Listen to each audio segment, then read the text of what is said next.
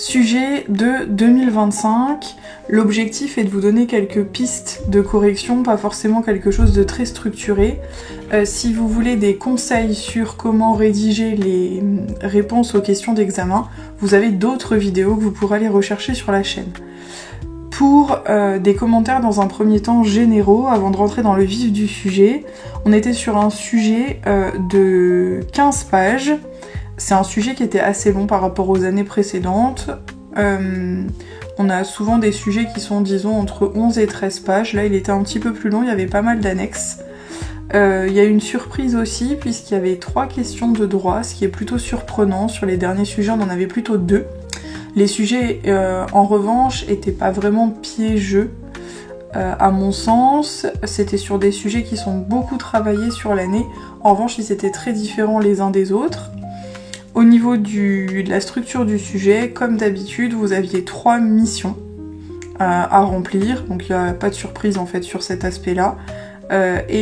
Sur le dernier point, c'est un sujet qui était très d'actualité, puisqu'il portait principalement sur le do-it-yourself et sur les marketplaces, notamment sur Etsy.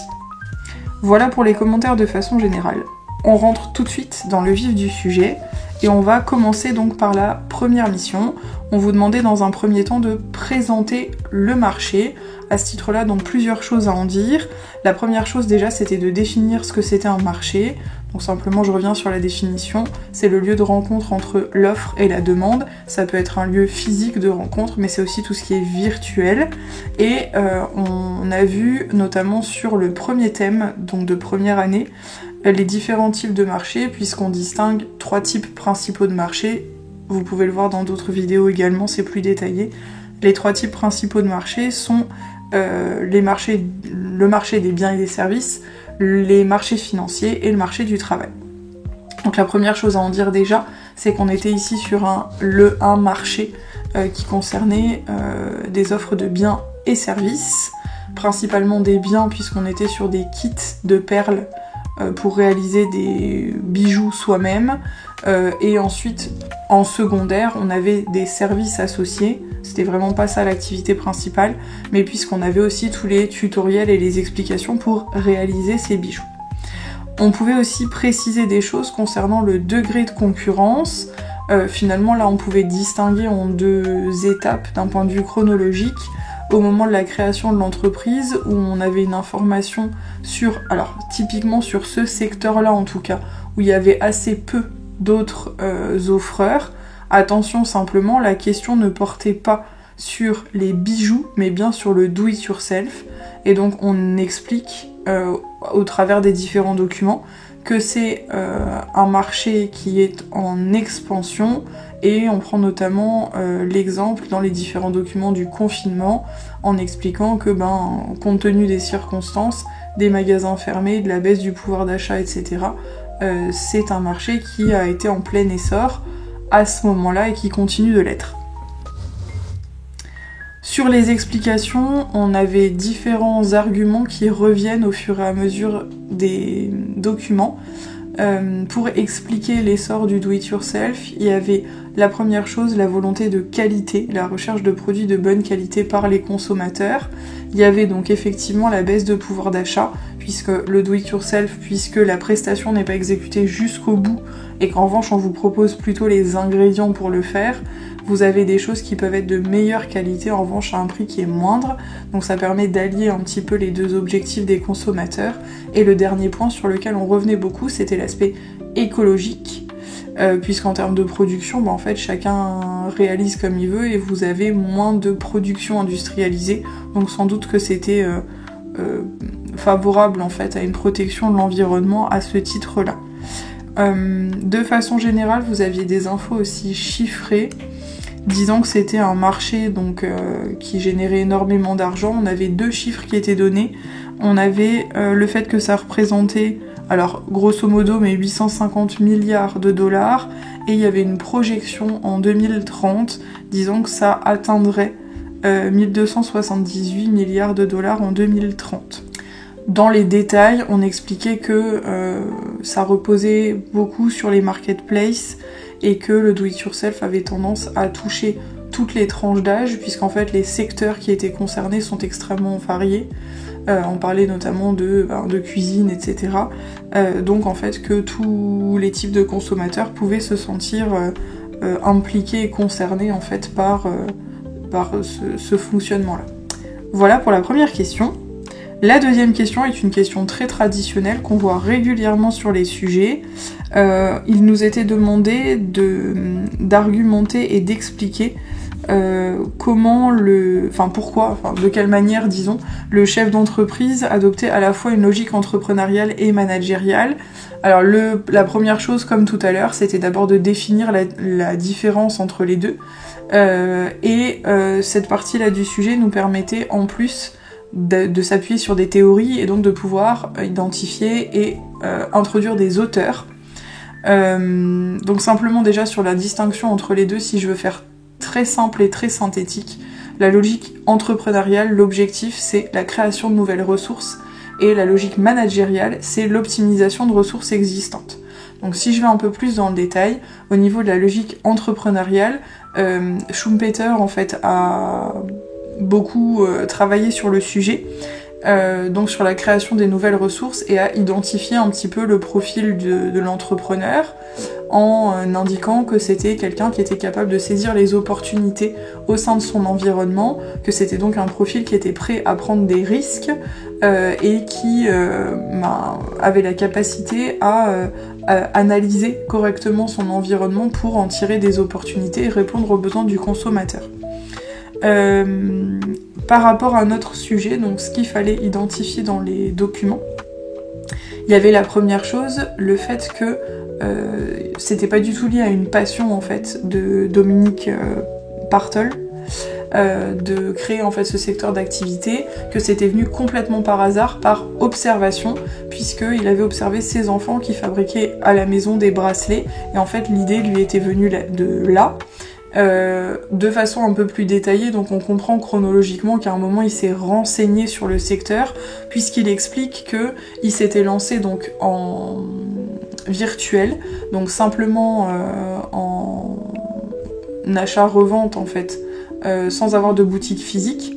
Et il explique en fait en termes de période qu'il s'est lancé au moment où c'était le début du e-commerce, et en plus de ça qu'à cette époque-là ça n'existait pas, il n'y avait pas de vente en fait de perles sur les sites internet. Donc ces éléments-là nous permettent de déterminer qu'il avait effectivement une démarche entrepreneuriale, puisqu'il a pris des risques, qu'il a innové et qu'il a identifié des besoins dans son environnement. Ensuite, pour la logique managériale, donc vous pouviez citer Fayol, et donc l'intention d'optimiser les ressources existantes. Donc l'idée c'est de prendre des décisions qui vont permettre de mener à bien les projets et de les mener de la meilleure façon. Là, sur ce qu'on avait dans les documents, vous aviez plusieurs informations là aussi à relever. Le premier point, c'était la volonté d'élargir les différents canaux, où il explique en fait que, en observant finalement la concurrence, il s'était rendu compte que un seul site internet c'était pas suffisant, et il avait donc décidé de se placer sur des marketplaces, notamment Etsy, pour pouvoir être compétitif. Ensuite, il expliquait qu'il réalise lui-même le recrutement au sein de l'entreprise, qu'il réalise le lien avec les différents fournisseurs, que son passé fait qu'il a des compétences dans le domaine comptable et financier, ce qui fait qu'il assure le suivi, et qu'en plus de ça, pour ses salariés, il organise différents événements pour les fidéliser, pour leur bien-être en entreprise, etc., etc. En troisième point, vous aviez une question là aussi qui est quand même très traditionnelle, où on vous demandait d'identifier les avantages, les inconvénients des marketplaces. Alors, à la fois c'est du cours pur, c'est-à-dire que si vous aviez bien révisé cette partie-là, c'est pas compliqué de les identifier parce que vous les avez sans doute vus en classe. À l'inverse, le fait d'être simple consommateur, si vous consommez sur Etsy, sur Amazon, etc., il était envisageable et plutôt simple de pouvoir identifier les avantages et les inconvénients. Donc je vais essayer de les reprendre ici. Avant ça, simplement, qu'est-ce que c'est une marketplace ? C'est donc une plateforme numérique qui a l'avantage de regrouper énormément de vendeurs. Donc en fait, pour le consommateur, l'intérêt c'est de ne pas avoir à naviguer de site en site et d'entreprise en entreprise pour pouvoir acheter. Donc tout est disponible au même endroit. Et donc on va voir les avantages et les inconvénients pour l'entreprise de vendre en fait sur ces plateformes. Donc au niveau des avantages, vous le savez en tant que consommateur, le premier c'est d'avoir une forte visibilité puisqu'en général sont sélectionnés les marketplaces qui ont beaucoup d'audience, donc en fait qui reçoivent beaucoup de clients et qui sont connus sur le marché. Donc ça permet aux entreprises de toucher un large panel de consommateurs. Et donc ça a à la fois un intérêt en termes de nombre, mais en plus de ça un intérêt en termes de secteur géographique, puisque du coup on va pouvoir s'internationaliser sans rien faire, puisque ça se fait uniquement en virtuel, et qu'en plus toute la logistique est gérée par les plateformes. Donc ça justement c'était un deuxième aspect, c'est que vous avez la simplicité d'utilisation, contrairement justement à cette entreprise qui par exemple a créé un site internet. Ici, l'utilisation des marketplaces fait que c'est un petit peu un système clé en main. Donc en fait, vous avez déjà tout le fonctionnement du site qui est réglé. Il y a simplement à s'inscrire en tant que vendeur et à y proposer ses produits.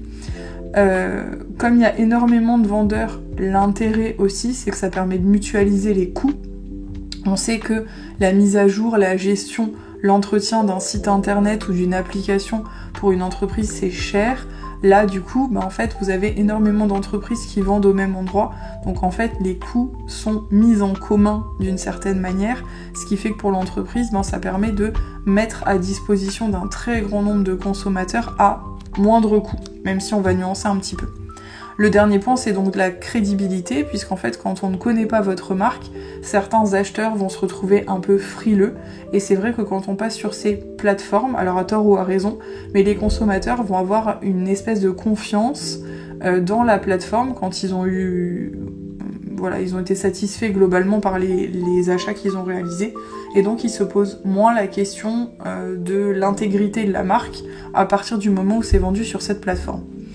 Ensuite, si je devais revenir au niveau des inconvénients, finalement, on en sous-entend un petit peu certains dans les avantages.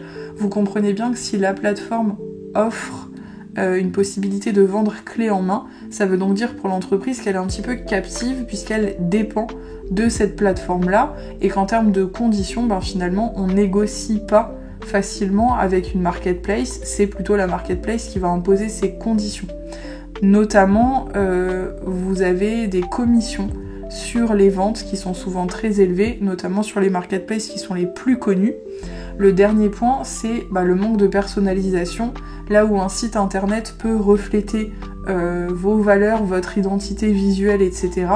Sur la marketplace, vous êtes un petit peu noyé dans la masse, donc déjà en termes de nombre, donc ça fait partie des inconvénients, et en plus de ça, c'est pas très personnalisé. Voilà pour les différents points. La dernière question était la question juridique, où il était question de droit de rétractation. Donc là, je vais essayer, même si ça va être succinct, de reprendre les différentes étapes du syllogisme pour que ce soit clair pour vous. Je rappelle donc brièvement les faits. Vous aviez dans cette situation une cliente qui était personne physique, Madame Casa, qui va acheter un sachet de perles et une gravure personnalisée au site, via le site internet de Tout en Perles. Donc l'entreprise est une personne morale, sa forme juridique est une SARL, et donc ici il s'agit bien d'une vente à distance. À réception de la commande, elle se rend compte que la perle ne lui plaît pas. Elle veut donc renvoyer la totalité de la commande, à la fois le kit du bijou initial et la gravure qu'elle avait commandée en plus, et l'entreprise refuse le renvoi de la pierre qui était gravée. La problématique ici, c'est le fait de savoir dans quelle mesure un vendeur peut s'opposer au droit de rétractation d'un acquéreur dans le cadre d'une vente à distance. Si on reprend les règles de droit, ça ne regarde que moi, mais je trouve que c'est important de contextualiser les règles de droit, c'est-à-dire que vous avez souvent dans les documents les règles de droit précises dont vous avez besoin pour répondre aux questions. Il n'empêche que vous avez des règles générales qui sont pas toujours mises dans les documents, ça veut pas dire qu'il faut pas les donner, d'autant plus si ça permet de mieux comprendre et d'étayer un petit peu votre explication. Donc là ici, pour moi, on pouvait commencer simplement déjà en expliquant comment se forme le contrat de vente ici. Donc simplement le contrat est formé déjà de base à partir du moment où il y a rencontre entre une offre et une acceptation. Donc offre ici par l'entreprise Tout en Perles qui se fait via le site internet et l'acceptation réalisée via la commande qui a été réalisée par Madame Casa. On peut rappeler aussi les conditions de validité d'un contrat. Donc il faut un consentement libre et éclairé, donc exempt de vices, la capacité juridique des personnes qui interviennent et un contenu licite et certain. Sans aller plus dans le détail, ça permet simplement de fonctionner vraiment sous forme d'entonnoir, du plus large au plus précis, et du coup que ce soit clair au niveau de vos explications. Ensuite, simplement, je sors un tout petit peu du contexte. Je trouve que ça pouvait être pertinent ici d'expliquer en fait la raison d'un droit de rétractation. Simplement, on est sur une vente à distance, contrairement à une vente en physique où vous êtes dans la boutique, où vous pouvez voir, toucher le produit, éventuellement l'essayer, notamment quand c'est un vêtement. Là, on est dans une vente à distance, ce qui fait que, de fait, il y a une asymétrie d'information sur la qualité du produit. Pour protéger le consommateur du fait de cette asymétrie d'information, par le simple fait de la vente à distance, on a décidé de mettre en place un droit de rétractation légal qui permet à l'acquéreur de rencontrer son produit et lorsqu'il se trouve en possession du produit, de voir si ça correspondait à ses attentes. Donc là, simplement, ce qu'on peut dire, c'est que dans les documents, vous aviez un droit de rétractation légal qui est fixé à 14 jours dans le cadre des ventes à distance, sans avoir à motiver sa décision et sans surcoût. Donc simplement, le fait de pouvoir rencontrer le produit, voir si ça lui convient, si ça lui convient pas, il le renvoie. Un peu comme une phase de test, un peu comme un essai, ou le fait de regarder le produit si vous étiez en boutique. Donc en fait, on reproduit un petit peu ces circonstances-là. Dans ce que vous rajoutiez dans les règles de droit, vous pourriez simplement expliquer donc qu'en cas d'exercice du droit de rétractation, il y a des conditions qui sont fixées, donc vous pouviez même les lister, elles étaient dans les documents, le remboursement se fait dans un délai précis, etc. Donc ça, vous pouviez le redire. Et là, vous précisiez bien donc l'existence du droit de rétractation. Si je m'arrête là, normalement dans mon explication, je dis qu'il y a un droit de rétractation existant pour Madame Casa. Sauf que comme d'habitude, vous avez un principe avec des conditions et éventuellement des exceptions, et là c'était le cas. Vous aviez une autre partie de texte qui était mise à votre disposition. Alors je le reprends d'ailleurs pour l'avoir sous les yeux. Tac, tac, tac. Voilà. Donc là c'était aussi le code de la consommation, et donc l'exception qui nous intéresse apparaissait au petit 3 de l'article L221-28, où on expliquait que il existait des situations pour lesquelles il n'y avait pas de droit à rétractation, qui ne pouvaient pas être exercées, et donc au petit 3, il était indiqué, donc vous deviez le reprendre dans le sujet, en cas de fourniture de biens qui sont confectionnés selon les spécifications du consommateur ou nettement personnalisés. Pour les règles de droit, donc simplement, ça veut dire qu'il y a un droit de rétractation de 14 jours par principe. Par exception, dans certains cas, le droit de rétractation n'existe pas. En application, je vais le faire brièvement, même s'il faudrait plus détailler, mais pour que vous compreniez là simplement sur le contenu. Donc en principe, Madame Casa a droit à rétractation et peut renvoyer les produits contre remboursement. Simplement, dans le cas d'espèces, comme il y a une pierre qui a été gravée selon ses spécifications et selon un modèle qu'elle a transmis elle, le droit de rétractation n'est pas possible pour la pierre gravée, ce qui explique qu'il y a possibilité uniquement de retourner le kit et non pas la pierre. Donc dans ce cas-là, il n'y avait effectivement pas de droit de rétractation. Je fais une toute petite parenthèse pour le sujet. Je trouvais que c'était assez habile la façon dont les questions étaient tournées, puisqu'en fait on vous demandait pas de trancher. À chaque fois, la réponse vous était donnée dans la question, d'où le fait, à mon avis, qu'il y en avait 3, puisqu'en fait, vous saviez déjà à quelle conclusion vous deviez aboutir, il fallait juste que l'argumentation soit correcte. Voilà. Je passe maintenant à la deuxième mission. Tac. Donc sur le contenu, il est indiqué donc mission 2, Dominique Partol, un dirigeant qui saisit les opportunités. On avait ici, comme d'habitude finalement, là c'était très classique, 3 questions. Je vais les reprendre là aussi dans l'ordre. Donc la première question, vous demandez de caractériser le style de management de Dominique Partol. Là aussi, question très classique. Vous pouviez encore une fois citer un auteur, puisque la typologie des différents styles de management est celle qui a été mise en place par Likert. Et donc vous avez 4 styles principaux de management que vous pouviez non seulement lister, mais aussi expliquer de façon succincte. Donc je rappelle les 4 styles de management. Vous avez le management autoritaire, où c'est simplement le fait de sanctionner et de décider entièrement seul tout ce qui concerne l'entreprise sans consultation des salariés, un peu un management par la peur pour le coup. Vous avez le management paternaliste, où c'est le fait d'agir en bon père de famille, donc où finalement c'est quand même le dirigeant qui prend les décisions, mais dans une volonté de bien-être de ses salariés. Vous en avez 2 qui sont beaucoup plus ouverts, donc d'abord le consultatif puis le participatif. Le consultatif fait qu'il y a un lien et une discussion qui est faite avec les salariés, pour autant le dirigeant tranche à la fin, mais il y a quand même un dialogue qui s'enclenche. Et le dernier est participatif, c'est-à-dire que la prise de décision est bien souvent démocratique au sein de l'entreprise. Donc ça c'est ce que vous pouviez exprimer, donner en fait comme information en définition, donc en introduction de la question. Dans ce qu'il fallait relever dans les documents, il y avait plusieurs éléments. La première chose, c'est qu'il était dit que Dominique Partol était exigeant et rigoureux. On avait aussi un détail disant qu'il décidait de développer soit des produits, soit des idées, même lorsque les collaborateurs étaient dubitatifs et prudents, et qu'il communiquait lorsque la décision était prise. Cette dernière phrase, il communique lorsque la décision est prise, avait le gros avantage, c'est qu'en fait, de fait, ça excluait déjà le consultatif et le participatif, puisqu'il n'y avait pas de dialogue antérieur. Nous restait autoritaire et paternaliste, et là pour le coup, vous aviez des éléments, puisqu'on disait que l'employeur se souciait du bien-être de ses salariés, et qu'il avait mis en place pour ça différentes modalités, donc les événements, etc. Ce qui fait qu'on allait ici plus sur un style paternaliste, puisqu'il y avait à la fois le souci du bien-être et le fait qu'il prenait malgré tout seul les décisions. Ensuite, en 2.2, vous aviez une question qui portait sur la chaîne de valeur de porteur.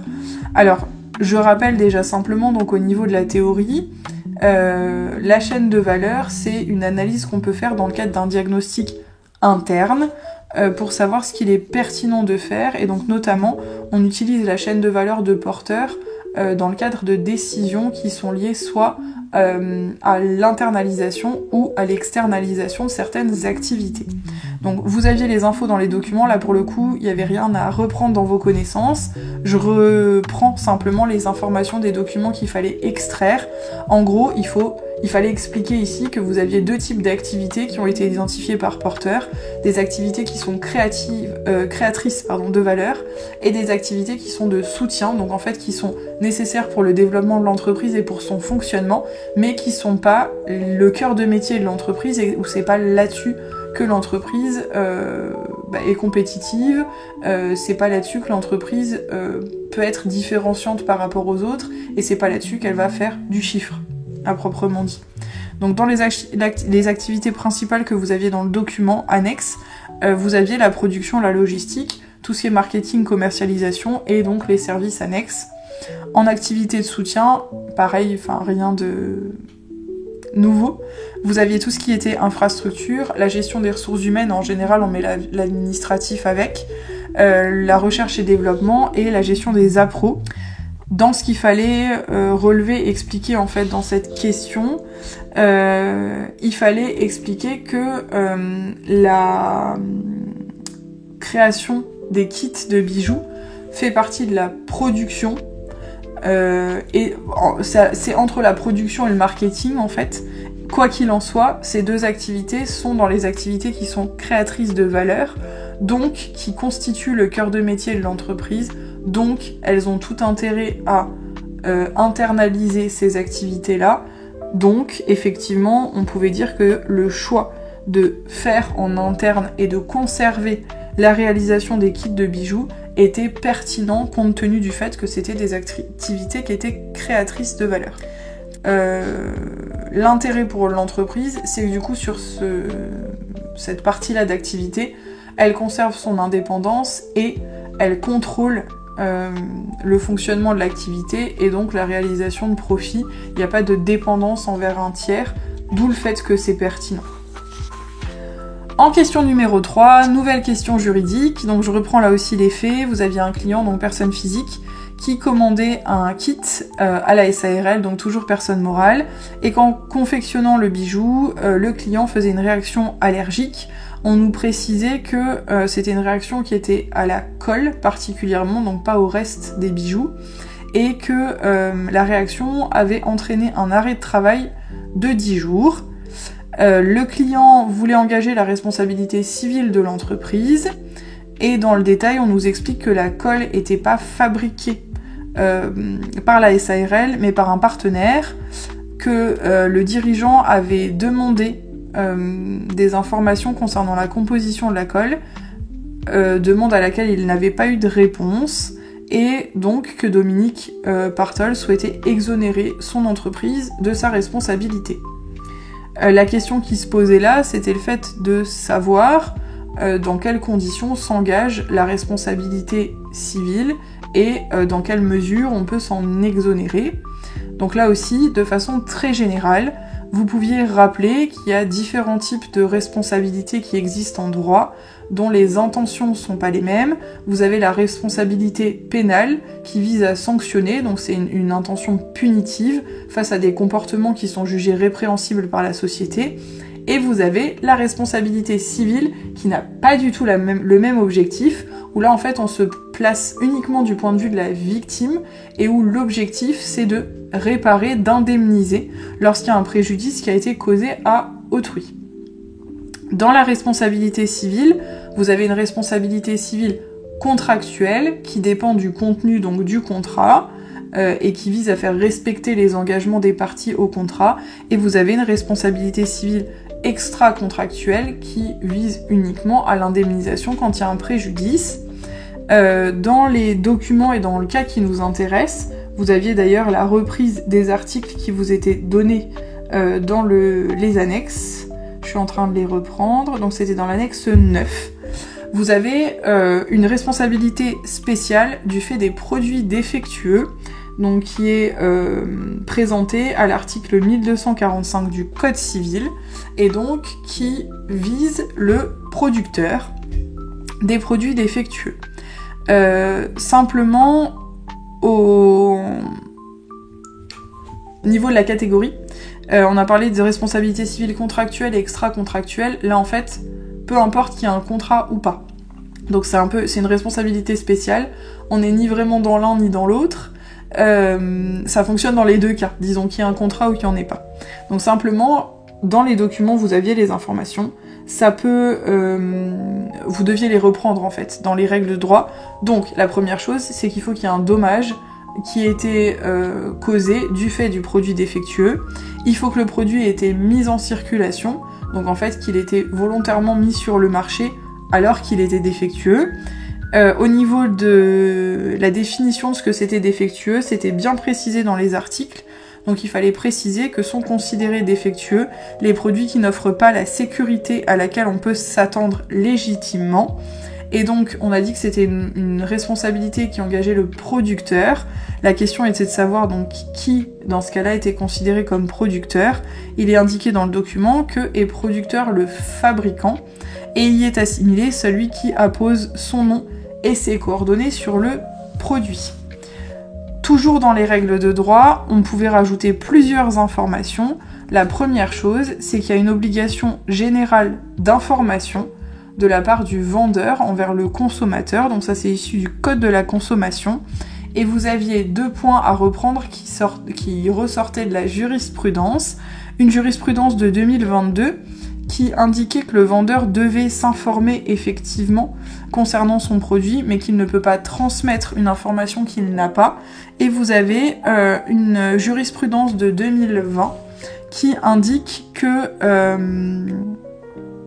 et en gros est considéré comme producteur la personne qui est mentionnée sur l'emballage et qui est donc responsable de la défectuosité qui résulterait d'un manque d'information ou d'étiquetage qui a été réalisé sur le produit.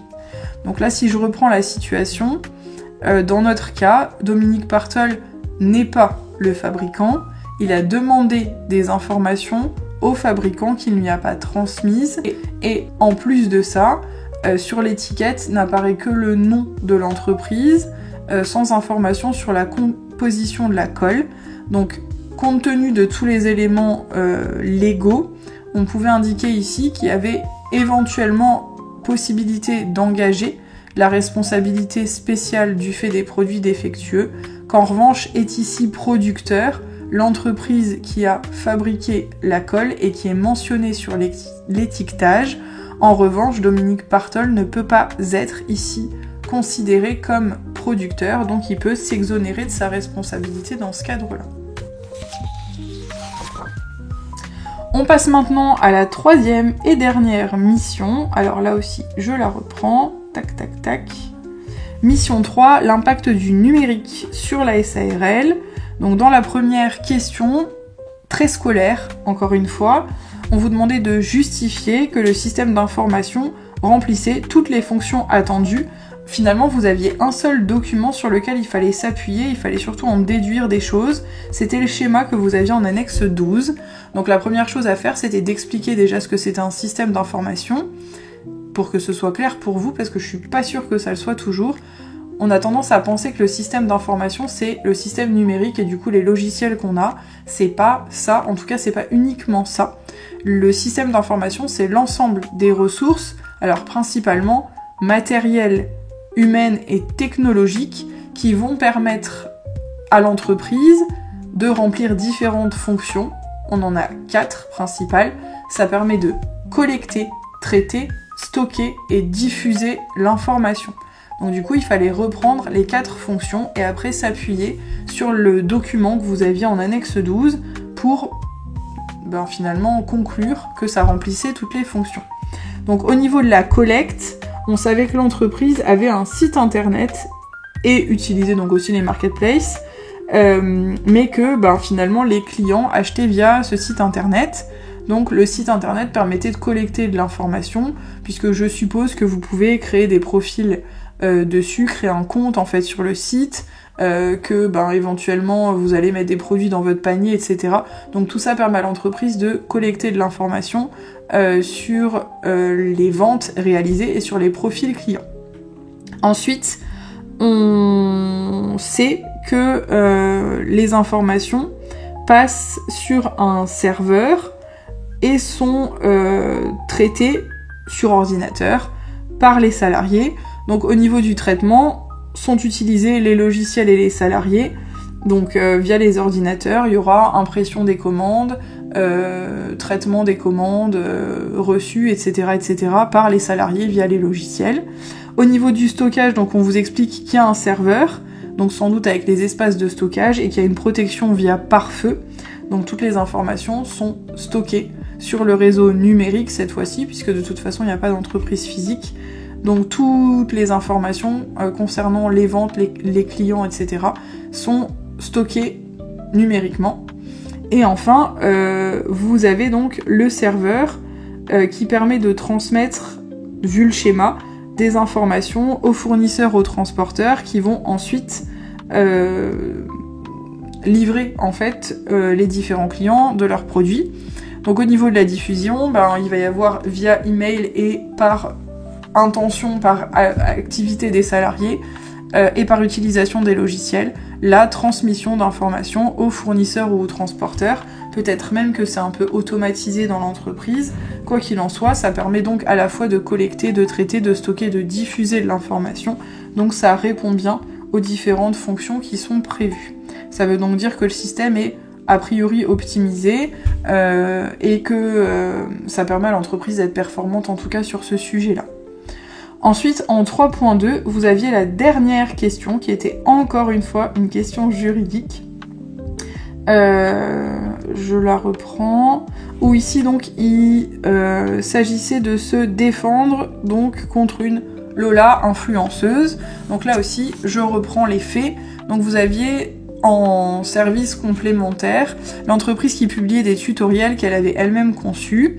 Et donc vous avez Lola, influenceuse personne physique, qui reprend le contenu de ses tutos, qui se met en scène pour les diffuser sur ses propres réseaux sociaux, sachant qu'elle est suivie par 250 000 abonnés.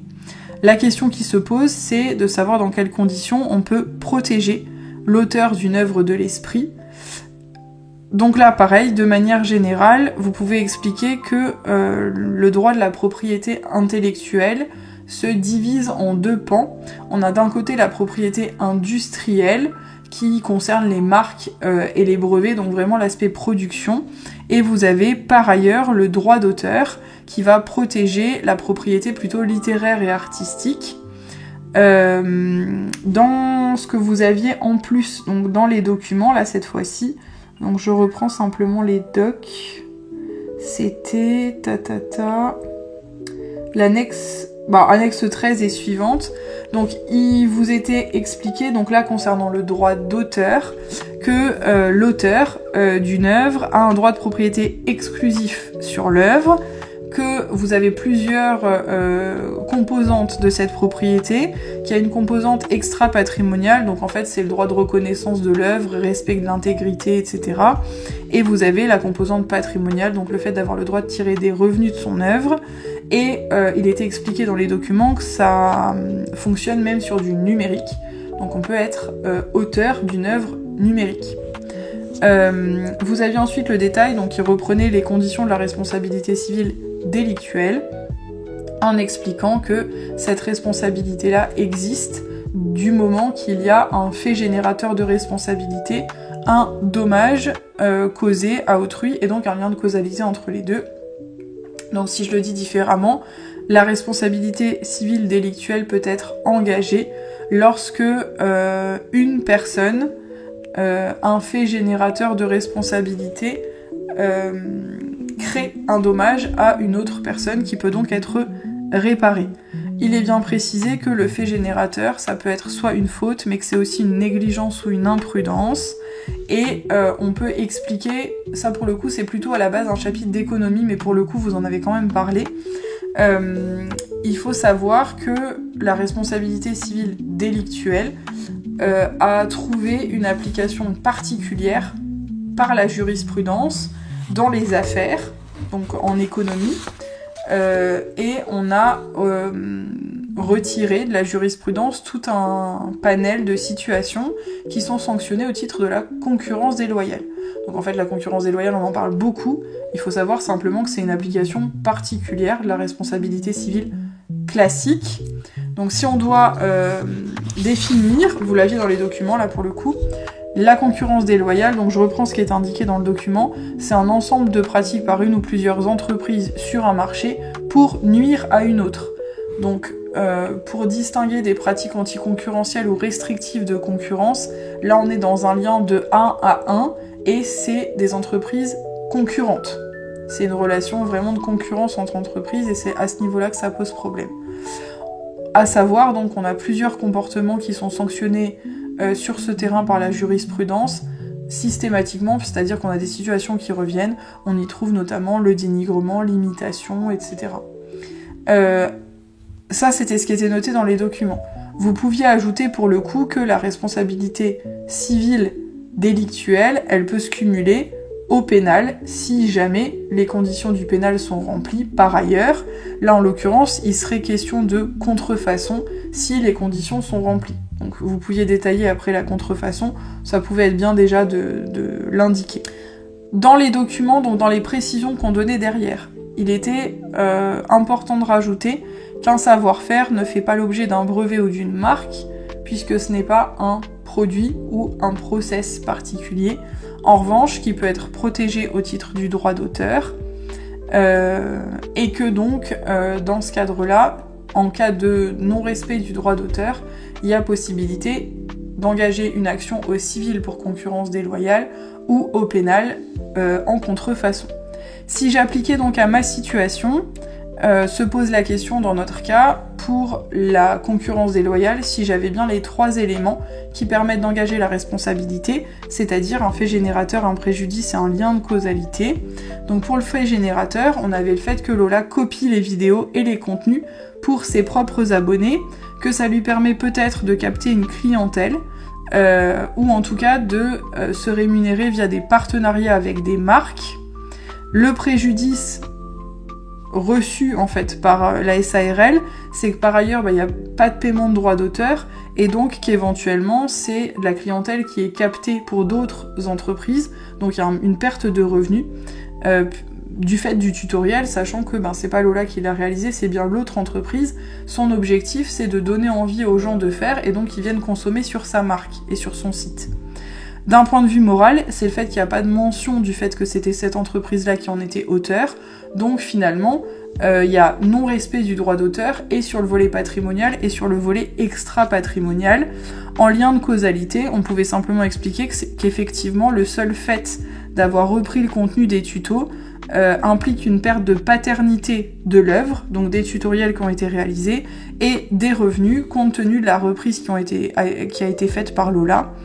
Il y a donc ici possibilité d'engager la responsabilité civile délictuelle, donc d'intenter une action en concurrence déloyale. Si l'action est intentée, les sanctions derrière sont en principe des dommages et intérêts, puisque c'est une sanction civile délictuelle. On a aussi d'autres sanctions qui sont secondaires, mais que vous pouviez mentionner, notamment l'obligation de cessation des comportements fautifs, donc elle n'a pas le droit de continuer à faire des tutos, et éventuellement publication du jugement pour réhabiliter notre SARL en tant que créateur des tutoriels existants. Par ailleurs, donc, on pouvait réfléchir et clôturer là-dessus sur l'action en contrefaçon, qui nécessite en fait de copier l'entreprise. J'irai pas dans le détail, je pense pas qu'ils s'attendaient à ce que vous alliez loin sur la contrefaçon. Quoi qu'il en soit, vous pouviez en parler en disant que c'était cumulable avec l'action au civil, que c'est une sanction donc pénale et que c'est sanctionné de 300 000 € et de 3 ans d'emprisonnement. Donc ça vise en fait tous les comportements qui implique de copier une autre entreprise pour récupérer en fait ses revenus. Alors c'est très mal dit, mais voilà l'idée de la contrefaçon. Donc vous pouvez faire la contrefaçon de produits, vous pouvez faire la contrefaçon de marque. Il y a différentes façons de le faire et différents comportements qui sont sanctionnés à ce titre. Voilà pour la correction, j'espère que ça vous a plu. Encore une fois, si vous voulez une version plus détaillée et rédigée pour pouvoir revoir à tête reposée, vous pourrez le consulter dans le manuel à compter de fin août. Si vous avez des questions, n'hésitez pas à me les mettre en commentaire. J'attendrai quand même d'avoir les consignes de correction pour éventuellement donner quelques compléments d'information. À bientôt et on se retrouve ensuite sur d'autres vidéos pour de la méthodologie ou du contenu de cours. À bientôt!